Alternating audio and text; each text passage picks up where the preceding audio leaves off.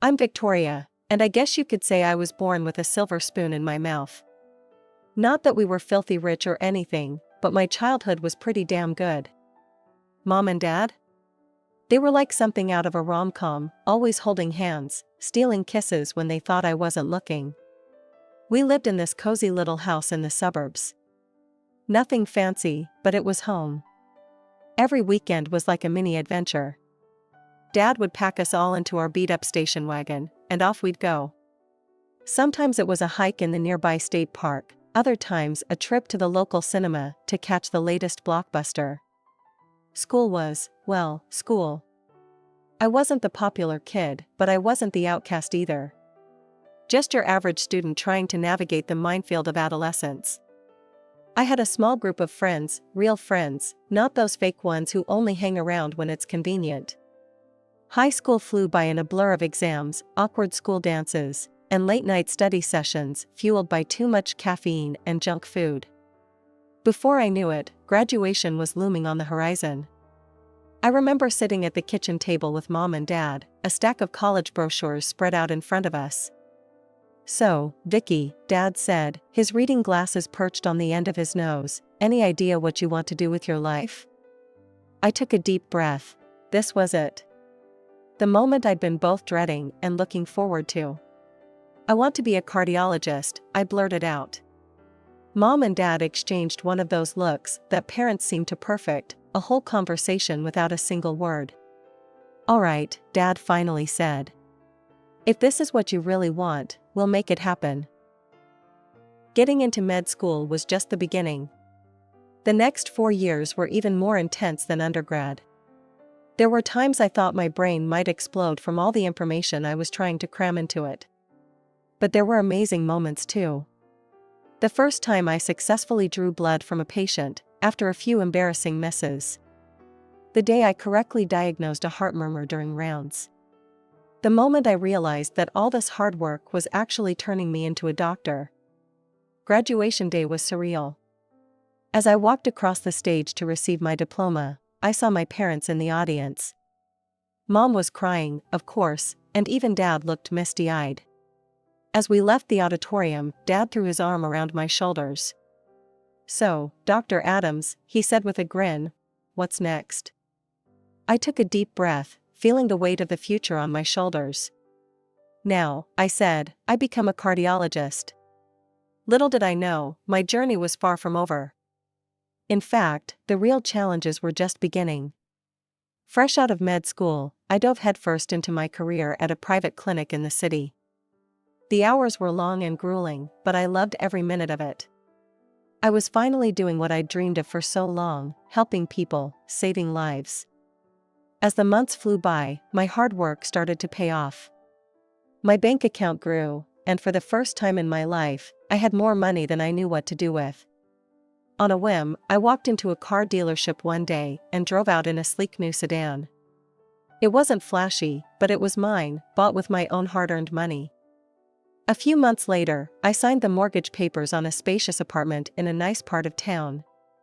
As I stood in the empty living room, keys in hand, I couldn't help but feel a sense of accomplishment. I was living the dream I'd worked so hard for. With the holidays approaching, I decided to take a few days off to visit my parents. I hadn't seen them in months, and I was excited to share my success with them. But as soon as I walked through the door of my childhood home, I knew something was off. The house was quiet, too quiet. Mom and Dad were in the same room, but they might as well have been on different planets. The warm, loving atmosphere I remembered was gone, replaced by a cold, uncomfortable silence.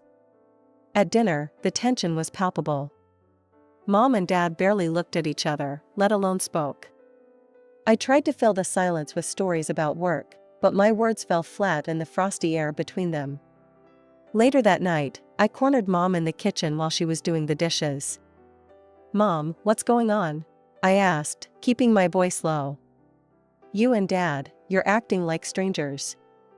Mom's hand stilled in the soapy water. She didn't turn around, but I could see the tension in her shoulders. "It's nothing, honey," she said, her voice tight. "People change, that's all. Your father and we're just different people now." But I knew my mother. I could hear the pain behind her words. Mom, please, tell me the truth. She sighed, finally turning to face me. The sadness in her eyes broke my heart.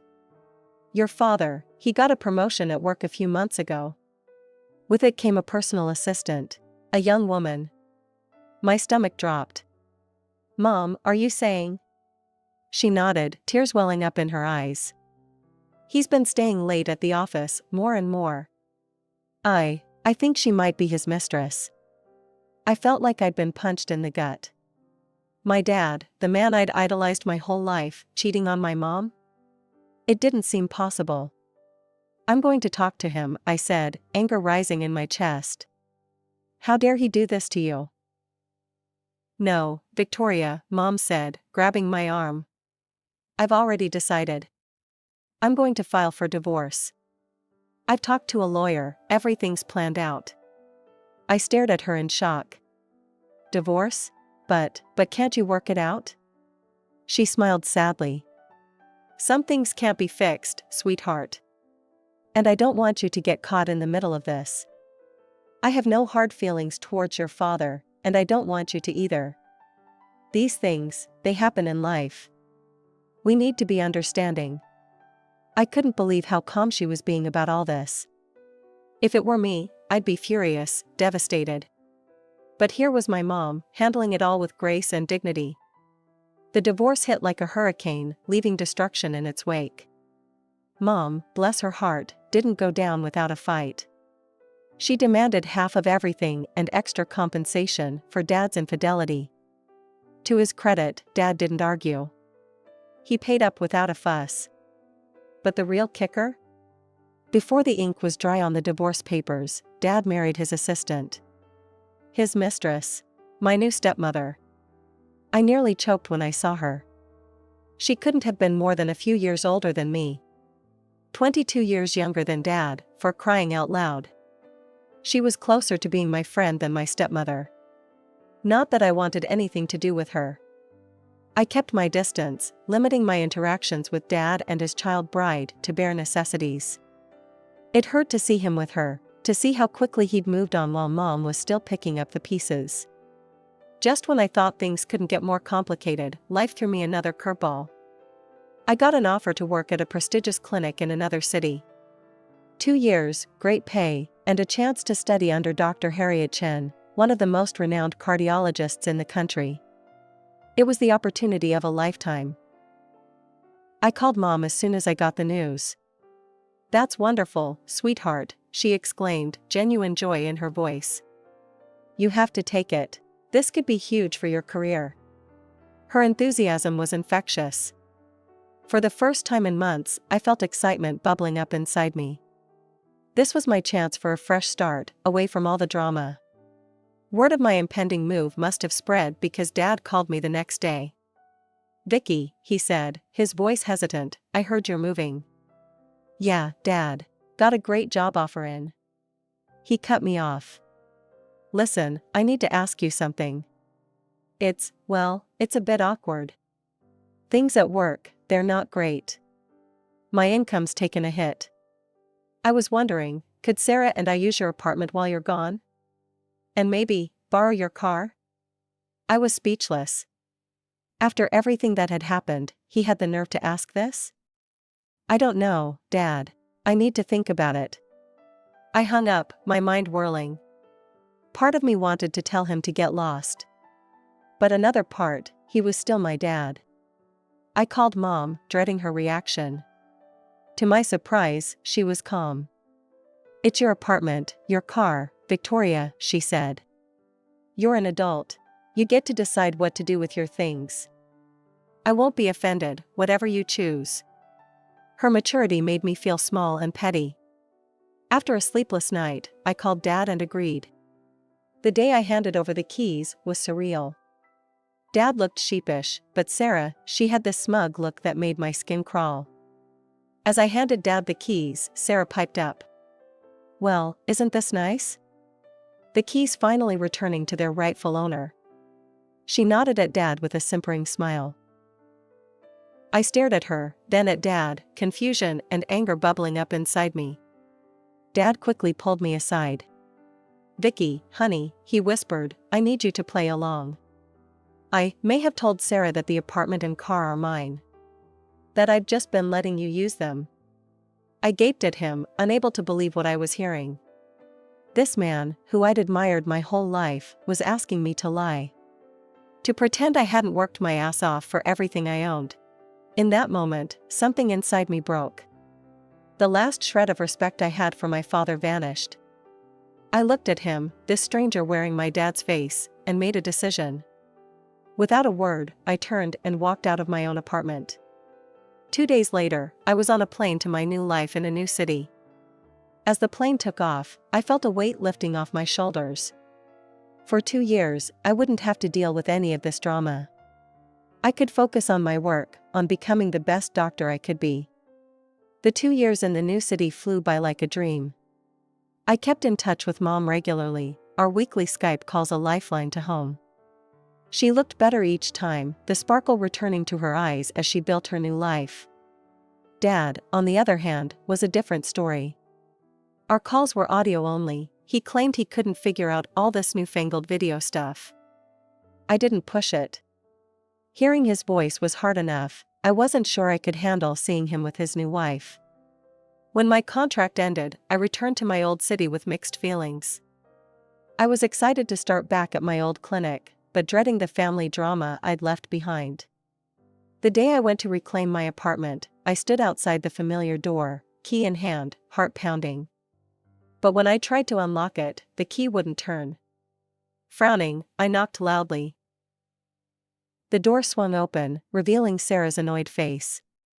"Oh," she said flatly. "It's you." I pushed past her into the apartment and froze, my jaw dropping. The place was unrecognizable.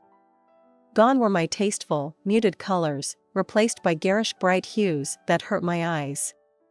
My carefully chosen furniture had vanished, switched out for modern pieces that clashed horribly with the overall design. But the real shock came when I stepped into what used to be my bedroom. It had been transformed into a nursery, complete with a crib and changing table.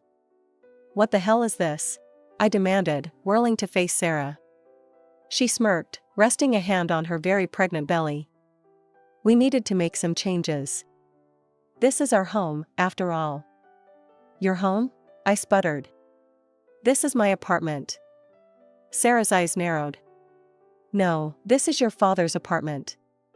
He's just been letting you stay here out of the kindness of his heart. And now, as his wife, I'm the lady of the house." I opened my mouth to argue, to tell her the truth, but something made me hesitate. The sight of her swollen belly cooled my anger. I couldn't bring myself to stress out a pregnant woman, no matter how infuriating she was. I spent the next few hours seething, pacing the garishly redecorated living room. When Dad finally walked through the door, I pounced. "Dad, we need to talk. Now." He nodded, looking tired. "I know, Vicky, let's step outside." Once we were alone, I let loose. "What the hell, Dad? You let her completely trash my apartment? And what's this bullshit about it being your place?" He held up his hands placatingly. I know. It's complicated, sweetie." I couldn't bring myself to tell her the truth. "Things at work, they're not good. If Sarah knew we were living off your charity. Please, Vicky, don't kick us out. Not with the baby coming." I wanted to be angry. I wanted to scream and rage and throw them both out on their ears. But looking at my father, this broken, pleading version of the strong man I once knew, I couldn't do it. "Fine," I said through gritted teeth. "We'll figure something out." Relief washed over his face. "Thank you, sweetheart. Oh, and there's one more thing." I braced myself. "What?" "I may have given Sarah your car. When I found out about the baby, I wanted to do something nice for her. I'll pay you back, I promise." I closed my eyes, counting to 10 in my head. "It's fine, Dad. The clinic's not far, I can walk." He kissed my hand, his eyes brimming with gratitude. You're an angel, Vicky. We'll make this work, you'll see. As I watched him go back inside, I tried to convince myself this could work. I'd be at the clinic most of the time anyway. Maybe I could even learn to get along with Sarah. I threw myself into work with renewed vigor. The clinic became my sanctuary, a place where I could escape the tension at home. I'd leave before dawn and return long after dark, tiptoeing through the apartment to avoid waking Sarah or the newborn baby. 2 months into this routine, fate threw me a lifeline. I was grabbing a quick coffee at my favorite cafe when I quite literally bumped into him. Tall, with kind eyes and a crooked smile, Jake was charming from the moment he helped me mop up my spilled latte. "I'm so sorry," he said, handing me a wad of napkins. "Can I buy you a replacement?" One coffee turned into dinner, which turned into more dates. Before I knew it, we were seeing each other regularly. For the first time in months, I felt light, happy. Jake was funny, smart, and best of all, completely removed from my family drama. I started spending more and more time at his place, relishing the peace and normalcy. It was a blissful respite from the chaos at home. But reality has a way of intruding. One evening, I arrived home to find Sarah waiting for me, her face like thunder. "Where have you been?" she demanded, bouncing a fussy baby on her hip. I blinked, taken aback by her tone. "At work, then out." "Why?" She thrust a mop at me. "This place is a mess. Your father can't afford a housekeeper, so you need to pull your weight around here. I'm busy with the baby." Anger flared in my chest. "I'm not your maid, Sarah. I work 60-hour weeks saving lives. I'm not spending my free time cleaning up after you." Her face contorted with rage. "You ungrateful little freeloader. Living off your father's generosity and you can't even help out? Maybe we should kick you out, see how you like that." I couldn't help it, I laughed. The sheer audacity of her threat was almost impressive. "Good luck with that," I said, turning away. For the next few days, I ignored Sarah's pointed looks and passive-aggressive comments about the state of the apartment. I focused on work and on Jake, counting the hours until I could escape to his place. Then, one afternoon, my world imploded. My phone rang, it was Jake. "Hey, you," I answered, smiling. "I was just thinking about you." "It's over," he cut me off, his voice cold. I felt like I'd been doused in ice water. "What? Jake, what are you talking about?" "Don't play dumb, Victoria. You know exactly what I'm talking about. I can't believe I fell for your act." "Jake, I honestly have no idea." "Save it," he snapped. "We're done." The line went dead. I stared at my phone, stunned. What the hell had just happened? Seconds later, a message popped up. It was from Jake, a photo. My heart stopped as I opened it. It was me, locked in a passionate kiss with a man who definitely wasn't Jake. Except, it wasn't me. The woman in the photo looked like me, but something was off. The hair wasn't quite right, the posture, not quite mine. Realization dawned, along with a wave of fury. Sarah. This had Sarah written all over it. I tried calling Jake back, desperate to explain, but my calls went straight to voicemail. Text messages bounced back, undelivered. He'd blocked me. I stormed into the apartment, fury radiating from every pore. Sarah sat on the couch, a smug smile playing on her lips. She knew exactly what she'd done. "You," I snarled, advancing on her. "What the hell have you done?" Sarah's laugh was like nails on a chalkboard. "It was easy, really. A little Photoshop here, a few messages there.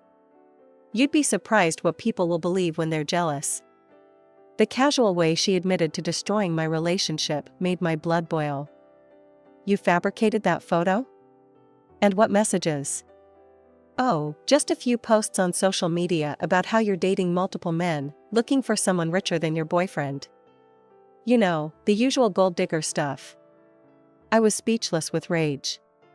How could someone be so callous, so cruel? Sarah's eyes narrowed. Now listen here, princess. You're going to start pulling your weight around here. Clean the house, do the laundry, take care of the baby when I need a break. Or else. Or else what? I spat. Or else I'll make sure your daddy knows what an ungrateful brat you are. He'll kick you out so fast your head will spin. That was it. The final straw. I threw my head back and laughed, a harsh, bitter sound. You really don't get it, do you? I said, my voice dangerously low. This is MY apartment. I bought it with MY money. You're the ones who'll be out on the street if you don't apologize and help me fix things with Jake. Sarah's face contorted with rage. She opened her mouth to retort, but just then, the front door opened. Dad walked in, looking tired and confused at the tableau before him. Sarah immediately launched into a tirade. John, you won't believe what your daughter just said. She's threatening to kick us out. After everything we've done for her. She's an ungrateful, selfish bitch and I want her gone. Dad's eyes met mine, pleading. He leaned in close, whispering, Vicky, please. Just go along with it. Move out for a while. We'll sort this out later. I stared at him in disbelief. My own father, asking me to leave my own home. Something snapped inside me. No, I said, my voice steady and cold. I'm done playing along. This is my apartment. You two have until tonight to get out, or I'm calling the police and having you removed. Dad's face darkened. After everything I've done for you? I paid for your education. Your fancy medical degree. And I've more than repaid that by letting you live here rent-free and use my car, I shot back. We're even. Now get out. Sarah was screaming obscenities, Dad was trying to reason with me, but I stood firm. I watched in stony silence as they packed their things, Sarah alternating between cursing me and sobbing dramatically. As they walked out the door, Dad turned to me one last time. You'll regret this, Victoria. Mark my words. The silence in my newly reclaimed apartment was deafening. As I sat there, surrounded by the garish remnants of Sarah's decorating spree, I felt a sudden surge of determination. No more sacrifices. No more adjusting my life to accommodate others' lies and manipulations. It was time to take control. With shaking hands, I picked up my phone and called the one person I knew I could always count on, my mom. Mom, I said, my voice cracking. I need to talk to you. I poured out everything, the lies, the manipulation, the final confrontation. Mom listened patiently, her calm presence a balm to my frayed nerves. Oh, honey, she said when I finished. I'm so proud of you for standing up for yourself. You did the right thing. Her words were like a warm embrace. Thanks, Mom, but I've lost Jake. Sarah ruined everything. There was a pause on the other end of the line. Maybe not. Give me Jake's number. Mom, what are you? Trust me, sweetheart. I've got this. Bewildered but hopeful, I gave her the number. The next day, I received a text from Mom asking me to meet her at our favorite cafe. When I arrived, my heart nearly stopped. There, sitting across from my mother, was Jake. Mom waved me over, a mischievous glint in her eye. Sit down, Victoria. Jake and I were just having a lovely chat. Over the next hour, Mom laid out the whole sordid tale, Sarah's lies, Dad's deceptions, all of it. Jake listened, his face a mix of shock, anger, and shame. When Mom finished, Jake turned to me, his eyes brimming with remorse. Victoria, I'm so sorry. I should have trusted you, should have given you a chance to explain. I wanted to forgive him, but the hurt was still raw. You believed the worst of me so easily, Jake. How can I trust you won't do it again? To my utter shock, Jake slid out of his chair and dropped to one knee in the middle of the busy cafe. Victoria Adams, I love you. I was an idiot, and I'll spend the rest of my life making it up to you if you'll let me. Please, forgive me? The cafe had gone silent, all eyes on us. I felt a blush creeping up my neck, but looking into Jake's earnest eyes, I found my anger melting away. "Oh, get up, you big idiot," I said, tugging him to his feet. "Of course I forgive you." The cafe erupted in applause as Jake swept me into a kiss. Mom wiped away a tear, beaming at us both. Life has a funny way of working out. A couple of months later, we heard through the grapevine that Sarah had run off with a younger man, leaving Dad and the baby behind. She'd finally realized that Dad had no money or property to his name. Dad, in his desperation, tried to reconcile with Mom, but she refused him. 3 years passed in a whirlwind of love, laughter, and career success. When Jake proposed, properly this time on a moonlit beach, I didn't hesitate to say yes. Our wedding day was perfect. Mom walked me down the aisle, radiant with joy. As I exchanged vows with Jake, I caught sight of an empty seat in the back, the one reserved for Dad. He hadn't come. A pang of sadness hit me, but as I looked back at Jake, at Mom, at all the people who truly loved and supported me, I realized I had everything I needed.